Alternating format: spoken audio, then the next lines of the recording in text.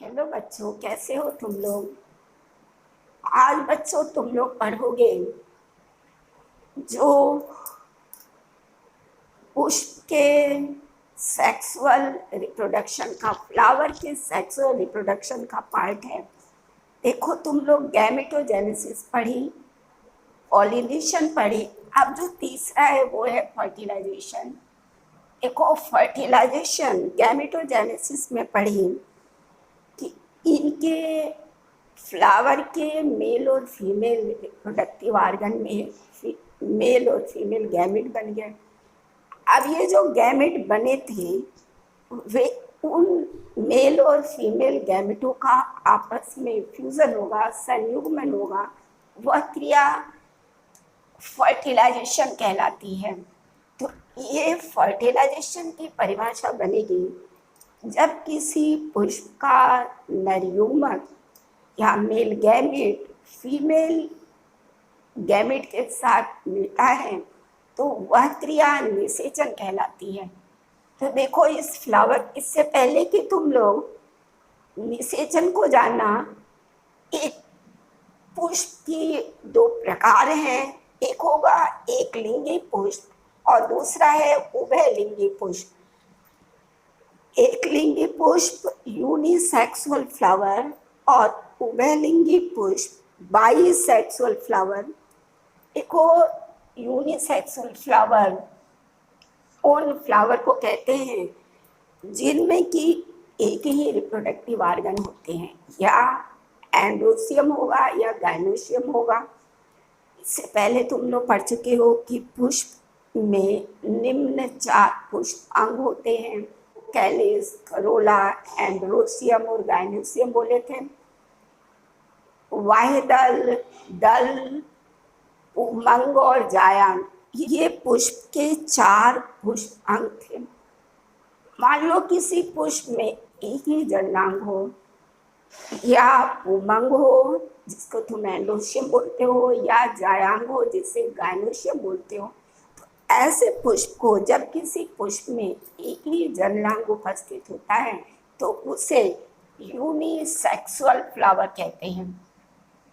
जैसे पपीता में, तरबूज में, इनमें इनके फ्लावर को लेके देखोगे तो एक फ्लावर में एक ही रिप्रोडक्टिव ऑर्गन होते हैं, दोनों नहीं होते। जैसे गुड़हल में देखते हो कि उनमें सेपल होगा, फिर पेटल होगा, फिर उनके पुंकेसर दिखेंगे, स्टेमन जिसको कहती हो, और उसके सबसे अंदर तुमको जायांग भी दिख जाएगा। दोनों रिप्रोडक्टिव ऑर्गन मिलेंगे। लेकिन यदि किसी फ्लावर को तुम लो और उसमें एंड्रोसियम या गाइनोसियम में, उमंग या जायांग में एक ही रिप्रोडक्टिव ऑर्गन हो तो ऐसे पुष्प को कहते हैं एक लिंगी पुष्प। और दूसरा है बाइसेक्सुअल फ्लावर। इनमें दोनों रिप्रोडक्टिव ऑर्गन होते हैं, कैलिक्स भी होगा, करोला भी होगा, एंड्रोसियम भी होगा, गाइनोसियम भी होगा। जब चारों पुष्पांग मौजूद हो किसी पुष्प में तो उसे कहते हैं बाइसेक्सुअल फ्लावर। देखो, यहाँ जो बनाया गया है ये एक बाइसेक्सुअल फ्लावर को, जो इससे पहले के क्लास में जो फ्लावर तुम बनाई थी वो बाइसेक्सुअल द्विलिंगी पुष्प बनाई थी जिसमें सभी पुष्पांग मौजूद थे। उसका सबसे बाहरी चक्र में कैलिक्स था, फिर करोला था, फिर एंड्रोसियम था और फिर गाइनोसियम था। तो इससे पहले वाले क्लास में जो फ्लावर ब्लैक बोर्ड पे हम बनाए थे वो था बाइसेक्सुअल फ्लावर। द्विलिंगी पुष्प का एलस बनाए थे, अनुलंब काट बना था। तो देखो, अब ये जो एकलिंगी पुष्प और द्विलिंगी पुष्प जान गए। अब तुम्हें जानना है फर्टिलाइजेशन की प्रक्रिया को। देखो, इस फर्टिलाइजेशन की प्रक्रिया में होता ये है कि या स्वपरागण हो या परपरागण हो, जिसको कि तुम जान चुके हो पहले वाले क्लास में। मान लो एक पुष्प का परागकण, ये परागकण बनाया गया है, दूसरे पुष्प के वर्तिकाग्र पे पहुंचेगा, चाहे सेल्फ पॉलिनेशन के द्वारा पहुंचे या क्रॉस पॉलिनेशन के द्वारा पहुंचे। ये देखो, ये पॉलन ग्रेन है और ये किसी पुष्प का गायनोशियम पोर्शन है, ओवरी, स्टाइल, स्टिग्मा है। ये पॉलन ग्रेन किसी पुष्प के स्टिग्मा पे आ जाता है, तो यहाँ पे इनमें केमिकल चेंजिंग होती है। उस रासायनिक परिवर्तन के कारण ये जो पॉलन ग्रेन है वो अंकुरित हो जाते हैं और अंकुरित होकर ये पॉलन ट्यूब बनाते हैं। देखो ये पॉलन ट्यूब है, ये पॉलन ट्यूब है और ये जो पॉलन ग्रेन है इसमें इसका न्यूक्लियस विभाजित होकर मेल गैमेट बनाता है, 2 मेल गैमेट बनाता है। तो ये अंकुरण के बाद इस पॉलन ग्रेन की स्थिति होगी कि इसमें देखो लंबी सी पॉलन ट्यूब होगी और इसमें मेल प्रारंभ में ये जो मेल गैमेट होते हैं जो विभाजन से बने हैं इसके न्यूक्लियस में, पॉलन ग्रेन के न्यूक्लियस से, वो इस गोल संरचना में रहते हैं, लेकिन बाद में ये पॉलन ट्यूब में आ जाते हैं, इसके अग्रभाग पे आ जाते हैं और ये पॉलन ट्यूब लंबाई में देखो बढ़ने लगती है। किसी पॉलन ग्रेन के अंकुरण के बाद उसकी जो पॉलन ट्यूब की लंबाई होती है वो इस बात पे डिपेंड करेगा कि उस फ्लावर के गायनोशियम का ये जो स्टाइल है वो कितना लंबा है। स्टाइल मान लो बहुत लंबा है तो बहुत लंबी पॉलन ट्यूब बनती है, स्टाइल छोटी है तो छोटी पॉलन ट्यूब बनती है। तो अंकुरण के बाद ये जो पॉलन ट्यूब बनी है इसके स्टाइल के साइज की बनती है और लंबी बनती है। तो ये पॉलन ट्यूब देखो ये लंबी हो गई क्योंकि इसको ये जो ओवरी है, ये किसी फ्लावर की ओवरी है, इस ओवरी में देखो ये अंदर ओव्यूल है और इस ओव्यूल में सबसे अंदर की ये जो ओव्यूल की संरचना होती है कि इसमें 2 आवरण है, अंत आवरण, बाह्य आवरण, और इसके अंदर की जो सेलें हैं इसमें विभिन्न तरह की न्यूक्लियस होते हैं, विभिन्न तरह के न्यूक्लियस होते हैं, गैमेट होते हैं। इसमें फीमेल गैमेट होता है, सेकेंडरी न्यूक्लियस होता है, female gamete, secondary nucleus, antipodal cell, ये विभिन्न तरह के इस ओव्यूल के अंदर विभिन्न तरह के न्यूक्लियस होते हैं। इनसे निषेचन होगा मेल गैमेटों का। तो ये संरचना होती है ओव्यूल की। देखो ये ओव्यूल की संरचना है जिसमें 2 आवरण है, ये इसका स्टॉक है जो ये ओवरी की दीवार से लगा हुआ है और ये देखो यहाँ छिद्र होता है जिससे होके पॉलन ट्यूब अंदर प्रवेश करता है, इसको माइक्रोपाइल कहते हैं। ये दोनों आवरण के मध्य में ये छिद्र है जिसको माइक्रोपाइल कहते हैं, जिससे होकर ये पॉलन ट्यूब अंदर जाती है। तो जब ये पॉलन ट्यूब लंबी हो जाती है और इसका जो न्यूक्लियस है वो डिवाइड होके 2 मेल गैमेट बनाता है, तो ये जो मेल गैमेट है वो देखो अग्रभाग पे चला आता है, ये अग्रभाग पे आ गया और आने के बाद ये जो ओव्यूल है उसके माइक्रोपाइल से होके यहाँ जो छिद्र था वो माइक्रोपाइल था, इस ओव्यूल के छिद्र को माइक्रोपाइल कहते हैं, जिससे होके पॉलन ट्यूब अंदर प्रवेश करती है। ये पॉलन ट्यूब माइक्रोपाइल के पास आता है और इसकी दीवार गल जाती है और इसमें उपस्थित जो मेल गैमेट हैं, इनमें मेल गैमेट उपस्थित 2 मेल गैमेट उपस्थित होता है। देखो ये जो पहला मेल गैमेट है वो फीमेल गैमेट से फ्यूज हो जाता है। इसमें 2 मेल गैमेट है, देखो इसमें 2 मेल गैमेट होते हैं और वो जो पहला मेल गैमेट है ये फीमेल गैमेट से फ्यूज होगा तो बनाएगा जाइगोट, युग्म नज बनाएगा और इस निषेचन को कहते हैं ट्रू फर्टिलाइजेशन, सत्य निषेचन। सत्य निषेचन जब पॉलन ट्यूब में उपस्थित first male gamete female gamete से फ्यूज होगा तो ये ट्रू फर्टिलाइजेशन या सत्य निषेचन कहलाता है। ये जो दूसरा मेल गैमेट है वो इस सेकेंडरी न्यूक्लियाई से फ्यूज होगा जो ऑलरेडी 2n है, डिप्लॉयड है, उससे फ्यूज होकर ये डिप्लॉयड न्यूक्लियस बनाता है और ये बनाएगा, विभाजित होके बनाता है, भ्रूण कोश एंडोस्पर्म बनाता है। तो ये ह्यूमनज हो गया, ये फर्स्ट मेल गैमेट फ्यूज हुआ है, जाइगोट बना दिया, और इस निषेचन को, इस फर्टिलाइजेशन को ट्रू फर्टिलाइजेशन बोली। और वो जो सेकेंड मेल गैमेट है वो इस सेकेंडरी न्यूक्लियाई से फ्यूज होता है, जिसमें नंबर ऑफ क्रोमोसोम 2n है, और इस मेल गैमेट का मिलके एन मेल गैमेट का मिलके 3n हो जाता है। तो ये बनाता है 3n एंडोस्पोर। तो इसको कहते हैं ट्रिपल फर्टिलाइजेशन, ट्रिपल फ्यूजन। और इन दोनों को मिला के कहते हैं डबल फर्टिलाइजेशन, द्विनिषेचन। दो बार निषेचन हुआ, पहला मेल गैमेट फीमेल गैमेट से फ्यूज होके जाइगोट बनाया, दूसरा मेल गैमेट सेकेंडरी न्यूक्लियस से फ्यूज होके एंडोस्पर्म बनाया। तो दो बार फ्यूजन के कारण ये हो गया द्विनिषेचन, डबल फर्टिलाइजेशन। देखो ये एग्जाम में पूछा जाता है, डबल फर्टिलाइजेशन किसे कहते हैं, द्विनिषेचन किसे कहते हैं, ट्रू फर्टिलाइजेशन किसे कहते हैं। जब फर्स्ट मेल गैमेट एक गैमेट से फ्यूज होके जाइगोट बनाता है तो फर्स्ट इसको ट्रू फर्टिलाइजेशन कहते हैं। ट्रिपल फ्यूजन किसे कहते हैं, जब सेकेंड मेल गैमेट इस सेकेंडरी न्यूक्लियाई से फ्यूज होकर 3n एंडोस्पर्म बनाता है तो उसको ट्रिपल फ्यूजन कहते हैं। तो ये विभिन्न प्रकार के जो फ्यूजन हैं, double fertilisation, true fertilisation, triple fusion, ये सब आते हैं एग्जाम में। तो ये देखो इसका फर्टिलाइजेशन हो गया।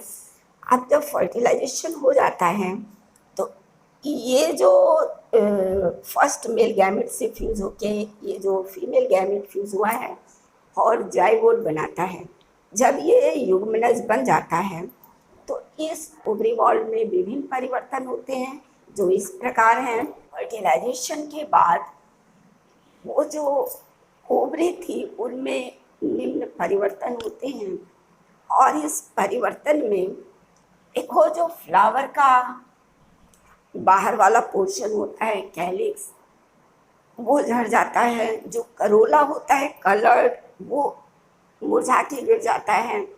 और इसकी जो ओवरी होती है जिसमें कि ओव्यूल का इंटेगोमेंट है, और उसके सेंटर में जो जाइगोट है वो जो है फ्रूट बनाता है। तो वो जो पूरी ओवरी होती है, पूरा अंडाशय होता है, वो फल का निर्माण करता है। और इस जो ओवरी की वॉल होती है वो फल का छिलका बना देगा, और जो उसके अंदर ओव्यूल थे वो फ्रूट में बीज बनाते हैं। और जो ओव्यूल की संरचना थी, जो उसके बीजांड थे, ओव्यूल थे, वो उसकी जो वॉल होती है ओव्यूल की, दो रक्षात्मक वॉल थी, एक आउटर इंटेगुमेंट, एक इनर इंटेगुमेंट। आउटर और इनर इंटेगुमेंट जो है वो बीज का कवर बनाता है। देखो बीज का कवर कैसे बनता है, देखो जो ओवरी के अंदर ओव्यूल है उस ओव्यूल से बीज बन जाता है, और उसी के अंदर युग्मनज होता है जो फर्टिलाइजेशन से बना है, वो इम्ब्रियो बनाता है। लेकिन जो बीज बना है उस बीज की, मान लो ये एक बीज दिखाया गया है, ये चने का बीज है जो कि ओवरी के ओव्यूल से बनता है। इस सीड में सबसे बाहर की ओर जो वॉल होती है उसको, ये हरे रंग की वॉल होती है, इसको कहते हैं टेस्टा वाइट कवच। और जो ये आंतरिक होती है ये वाइट कलर की होती है, इसको कहते हैं टेगमेन।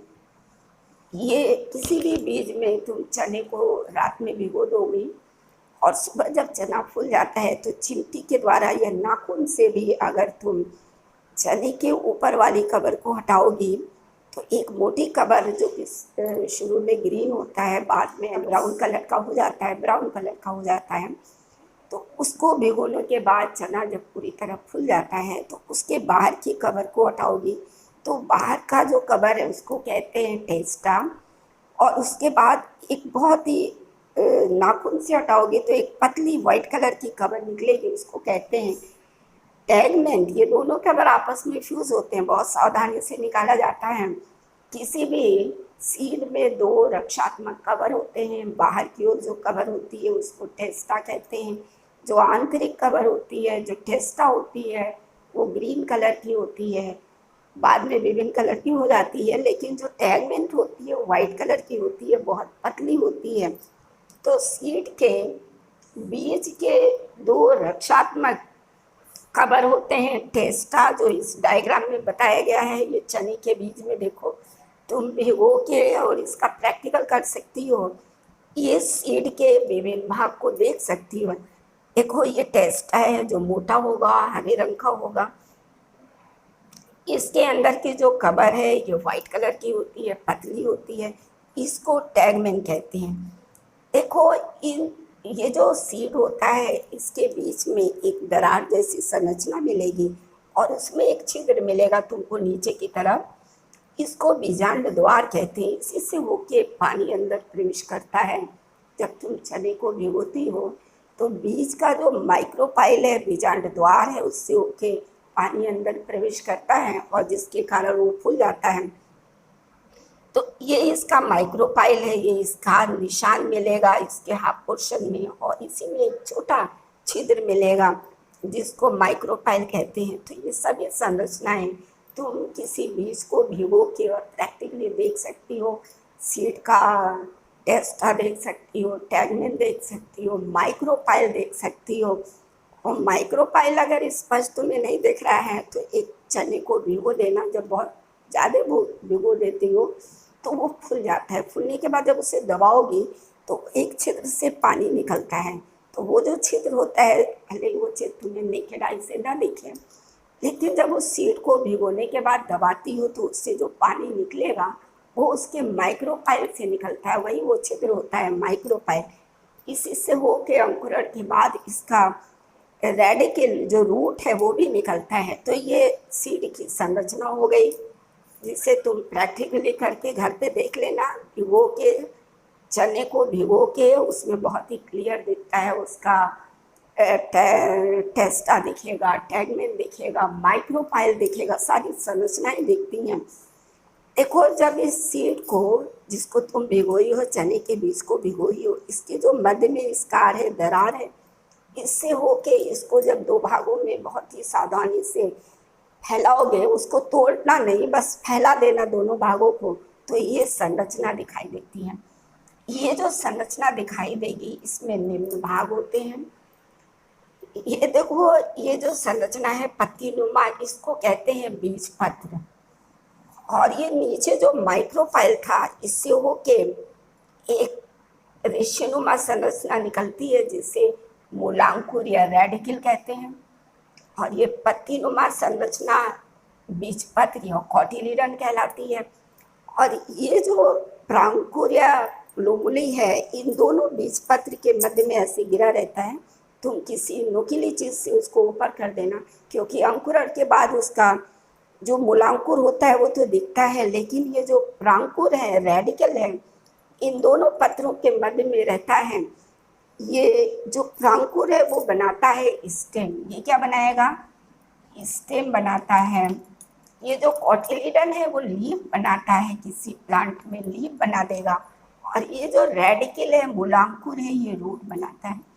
तो बीज के अलग अलग भाग पौधे के अलग अलग भाग की संरचना करते हैं। प्रांकुर जो इन दोनों कॉटिलीडन के मध्य में, बीज पत्र के मध्य में रहता है, चिमटी से इसको तुम ऊपर कर सकती हो। और ये मूलांकुर से रूट बनेगा जो दिखता है, माइक्रोपाइल से होके निकलता है। और ये जो पत्तीनुमा संरचना है ये बीज पत्र है, इससे लीफ बनता है। और इसी बीज पत्र में किसी बीज का भोजन संचित रहता है, जो कि अंकुरण के समय इस मूलांकुर और प्रांकुर के वृद्धि के लिए जिम्मेदार होता है।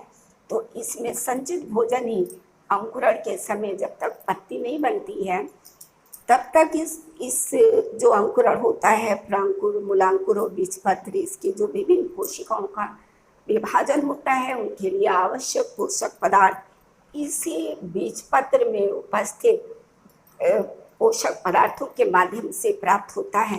तो बीजपत्र में अंकुरण के समय बीजपत्र में उपस्थित पोषक पदार्थ अंकुरण के समय सहायक होते हैं टिश्यू विभाजन के लिए।